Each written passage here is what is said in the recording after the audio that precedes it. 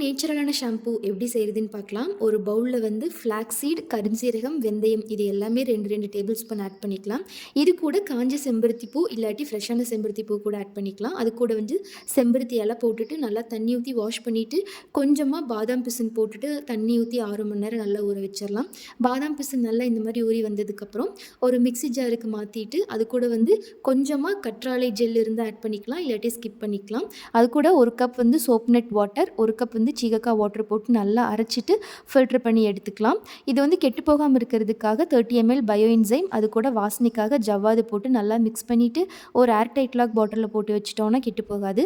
இது வந்து 7 days ferment ஆனதுக்கப்புறம் யூஸ் பண்ணால் இன்னும் ஸ்மெல் வந்து சூப்பராக இருக்கும். இந்த மாதிரி ஏர் டைட் லாக் பண்ணி வச்சுட்டு ஃபஸ்ட்டு 7 daysக்கு மட்டும் ஓப்பன் பண்ணி கேஸ் ரிலீஸ் பண்ணி க்ளோஸ் பண்ணி வச்சுக்கணும். 7 daysக்கு அப்புறம் ஷாம்புவோட கலரும் ஸ்மெல்லும் அவ்வளோ சூப்பராக ஸ்ட்ராங்காக இருக்கும். ஸ்கேல்பில் எவ்வளோ ஆயில் அழுக்கு இருந்தாலும் ரிமூவ் பண்ணிடும். ட்ரை பண்ணி பாருங்கள். டவுட்னா கமெண்ட் பண்ணுங்கள்.